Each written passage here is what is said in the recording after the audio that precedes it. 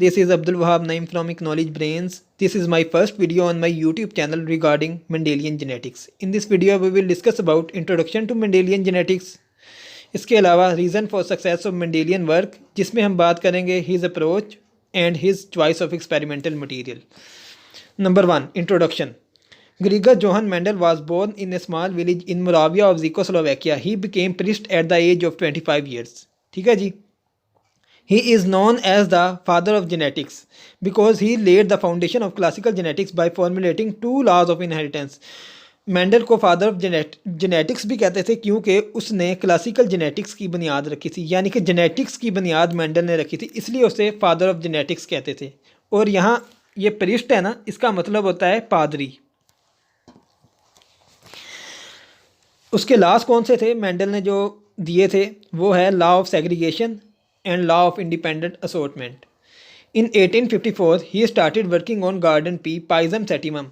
Mendel ने 1854 में garden pea पे स्टडी करनी शुरू की, जिसका साइंटिफिक नेम है पाइजम सेटिवम.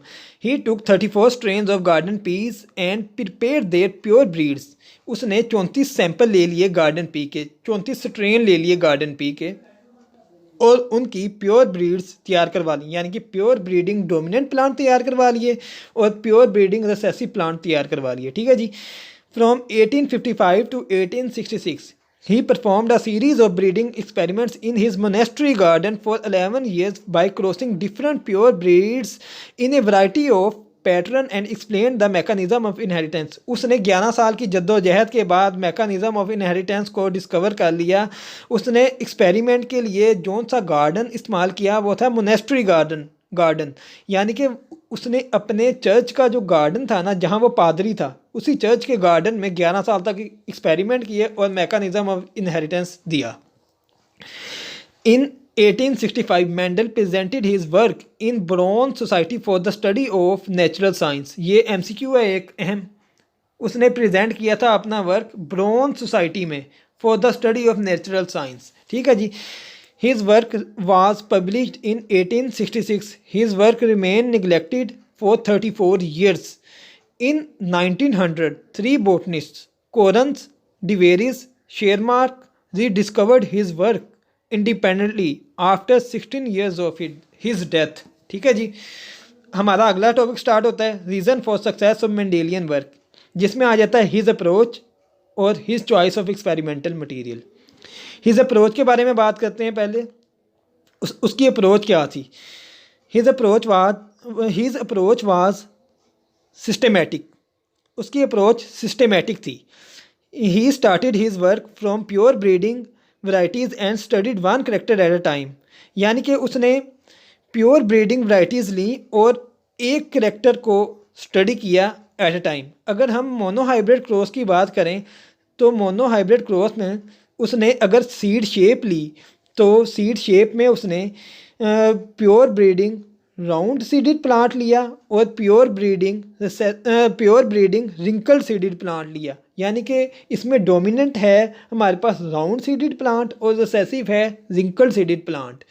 उसने यानी कि ये किस में आते हैं? सीड शेप में. उसने एक कैरेक्टर लिया सीड शेप. अगर उसने सीड कलर लिया होता तो उसने इसी तरह pure breeding yellow seeded plant ले लेना था और pure breeding green seeded plant ले लेना था और ये सीड शेप में आ जाते हैं. तो उसने एक एक कैरेक्टर को स्टडी किया एट अ टाइम स्टार्ट में. ठीक है जी.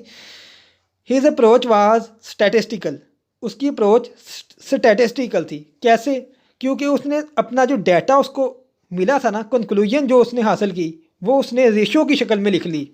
जैसे कि हमें पता है कि मोनोहाइब्रिड क्रॉस के केस में हमारे पास क्या रेशो आती है? फिनोटिपिक रेशो क्या आती है हमारे पास? वो आती है 3:1. 3 राउंड होते हैं हमारे पास और एक आता है रिंकल सीडेड प्लांट. तो इस तरह हमारे पास फिनोटिपिक रेशो आती है मोनोहाइब्रिड क्रॉस के केस में. तो ये हम बाद में बात करेंगे कि मोनोहाइब्रिड क्रॉस क्या होता है, डाईहाइब्रिड क्रॉस क्या होता है और लॉज ऑफ सेग्रीगेशन और लॉ ऑफ इंडिपेंडेंट असॉर्टमेंट. सारी चीज़ें हम इजीली अंडरस्टैंड करेंगे अपनी आने वाली वीडियो में. इसके बाद जो वीडियो आएगी, ये वीडियो ख़ास तौर पे इंट्रोडक्शन पे है. इसके बाद his choice of experimental material. Second point है, he used Pisum sativum for his experiments due to following reasons. अब ये एक लॉन्ग क्वेश्चन भी आपको आ सकता है और एक शॉर्ट क्वेश्चन भी आ सकता है आपको, ठीक है जी। तो ध्यान से आपने नोट भी करना है इसे और याद भी करना है।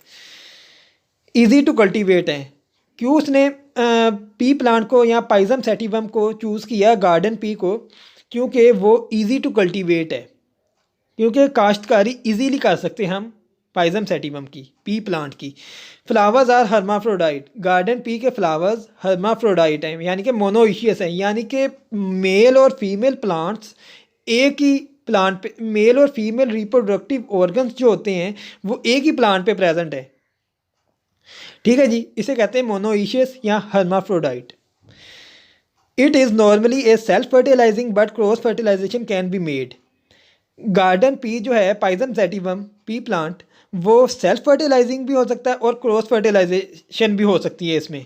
यानी कि क्रॉस फर्टिलाइजेशन और सेल्फ फर्टिलाइजेशन को हम ऐसे समझ सकते हैं, यानी कि आप फ़र्ज़ करें दो पी प्लांट्स हैं, एक पी प्लांट एक गार्डन में है और एक पी प्लांट दूसरे गार्डन में है।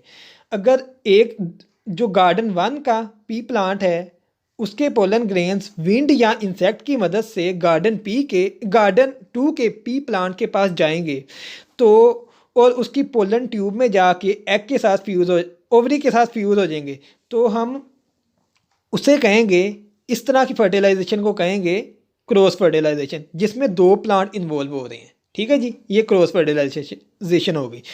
अगर अगर सेल्फ फर्टिलाइजेशन की बात करें तो अगर एक प्लांट है गार्डन में, किसी भी गार्डन में एक प्लांट प्रेजेंट है पी प्लांट, तो उसके मेल और फीमेल सेक्स ऑर्गन, यानी कि मेल और फीमेल रिप्रोडक्टिव ऑर्गन एक ही प्लांट, उसी प्लांट पे प्रेजेंट है।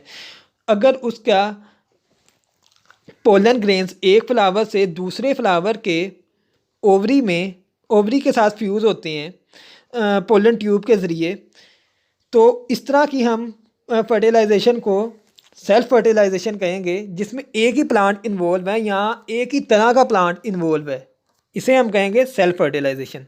उम्मीद है कि आपको ये कंसेप्ट समझ आ गया होगा क्रॉस फर्टिलाइजेशन और सेल्फ फर्टिलाइजेशन का। यानी कि अगर 2 प्लांट इन्वॉल्व होंगे तो होगी क्रॉस फर्टिलाइजेशन, अगर एक ही प्लांट है और उस पर फर्टिलाइजेशन हो रही है तो ये होगी सेल्फ फर्टिलाइजेशन।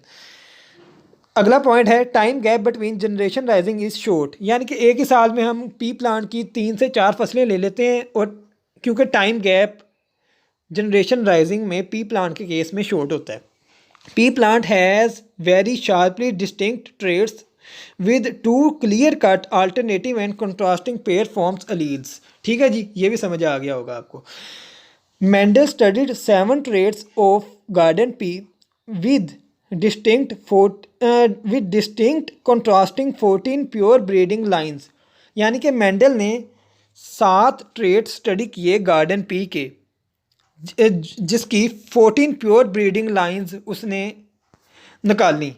यानी कि आपको चार्ट में नीचे टेबल पे नज़र भी आ रहा होगा, टेबल में, यानी कि अगर फ्लावर कलर है तो उसका वो पर्पल फ्लावर भी हो सकता है, वाइट फ्लावर भी हो सकता है। इसी तरह फ्लावर पोजीशन, फ्लावर पोजीशन भी है, seed colour, seed shape, pod colour, पोड शेप, स्टेम लेंथ। इसी तरह इसके डोमिनेंट ट्रेड भी हैं और रिसेसिव ट्रेड भी हैं। तो इसने 14 प्योर ब्रीडिंग लाइंस बना ली, 7 डोमिनेंट ट्रेड हो गए और 7 रिसेसिव ट्रेड हो गए, यानी कि 14 प्योर ब्रीडिंग लाइंस हो गई। जो करेक्टर मेंडल ने स्टडी किए उसकी 14 प्योर ब्रीडिंग लाइंस थी, ठीक है।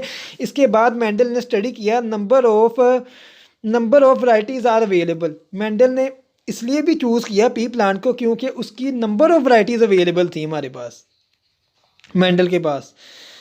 These plants produce large number of seeds. ये प्लांट्स जो मेंडल ने स्टडी किया पी प्लांट को क्यों इसलिए भी चूज़ किया क्योंकि large number of seeds produce होते हैं पी प्लांट के केस में। तो आप चार्ट को देख लेते हैं एक बार। फ्लावर कलर हमारे पास पर्पल है डोमिनेंट, रिसेसिव है वाइट।